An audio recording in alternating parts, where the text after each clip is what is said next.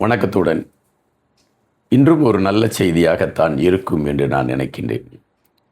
யாரை குறித்து பேசப் போகிறேன் என்பதை விட அந்த கதாபாத்திரம் விவிலியத்தில் அது ஒரு பிரதானமான கதாபாத்திரம். காலங்கள் கடந்தும் அந்த கதாபாத்திரம் இன்று வரை பேசப்பட்டு கொண்டிருக்கிறது. இனி வரும் காலங்களிலும் அந்த கதாபாத்திரம் பேசப்படும் என்கின்ற காரணத்தினால் அந்த கதாபாத்திரத்தை மையப்படுத்திய சில தகவல்களை எடுத்து வைக்கலாம் என்று நினைக்கின்றேன்.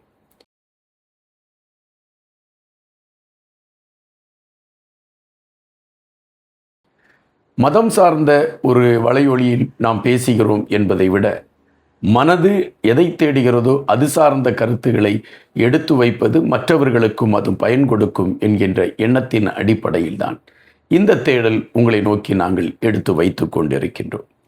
யூதாஸ் காரியோத், இந்த பெயரை கேட்டவுடன் உங்கள் அனைவருக்குமே ஒரு யூதாசா என்கின்ற ஒரு ஏளன பார்வை உங்கள் மனதிற்குள் எழும்புவதற்கான களம் இருக்கிறது. காரணம், நம் அனைவருக்குமே தெரிந்த ஒரு விடயம்தான். இயேசு கிறிஸ்துவை காட்டி கொடுத்த ஒரு கயவன்தான் யூதாஸ் காரியோத் என்கின்ற குற்றச்சாட்டு பரவலாகவே நம் எல்லோருடைய மனதிலுமே உண்டு என்பது மறுப்பதற்கு இல்லை. அது கிறிஸ்தவர்களை தாண்டி பிற மதத்தை சார்ந்தவர்கள் கூட யூதாஸ் காரியோத் என்கின்ற அந்த பெயரை கேட்டவுடன் காட்டி கொடுக்கக்கூடியவன் என்கின்ற ஒரு அடையாளத்தை பதிவு செய்வதை நாம் பார்த்திருக்கின்றோம். இந்த யூதாஸ் காரியோத் யார்? எதற்காக அவன் இயேசு கிறிஸ்துவை காட்டி கொடுத்தான்? இந்த களம் சற்று சிந்தனைக்கு உட்பட்டதாகவே இருக்கிறது. எனவே அதை குறித்து நாம் பார்க்க வேண்டியதாக இருக்கிறது. யூதாஸ் காரியோத்தை பொறுத்த மட்டில் அவனிடம் ஒரு பெரிய தேடல் இருந்தது. அவனுக்கென்று ஒரு பெரிய அணியை அவன் வைத்திருந்தான் என்று அவனுடைய வாழ்க்கை வரலாறை பதிவு செய்யக்கூடிய சில ஆய்வாளர்கள் குறிப்பிடுகின்றார்கள். அவனை பொறுத்த மட்டில் ரோம பேரரசின் அடிமைப்பட்டு இருக்கக்கூடிய தன் இன மக்கள் விடுதலை அடைய வேண்டும் என்கின்ற வேட்கை அவனிடம் இருந்திருக்கிறது.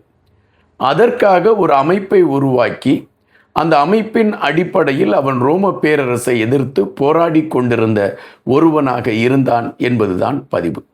அதன் அடிப்படையில் தான் ஸ்காரியோத் என்கின்ற பெயர் வந்ததாக ஒரு செய்தி. இன்னொரு செய்தி என்ன சொல்கிறார்கள் என்றால், ஸ்காரியோத் என்பது யூதாசுடைய ஊரை மையப்படுத்திய செய்தி என்று எடுத்து வைக்கிறார்கள். இப்படி இருவேறு தளங்கள் உண்டு. நாம் இருவேறு தளங்களையும் இப்பொழுது பார்த்திருக்கிறோம் என்பதை விட யூதாஸ் காரியோத்தை ஒரு புரட்சியின் தலைவனாக அல்லது ஒரு புரட்சி இயக்கத்தின் தலைவனாக பார்ப்பது சிறப்பு சேர்க்கும் என்று நான் நினைக்கின்றேன். இயேசு ஒவ்வொருவரையும் என் பின்னால் வாருங்கள், நான் உங்களை மக்களை திருத்துவர்களாக நான் உங்களை உருவாக்குவேன் என்று அறிவித்த பொழுது இயேசுவின் பின் தங்களுடைய வேலைகளை விட்டு பலர் இணைந்து கொண்டார்கள். அப்படி இணைந்து கொண்டவர்களில் யூதாஸ் காரியோத்தும் ஒருவன் என்பதுதான் பதிவு.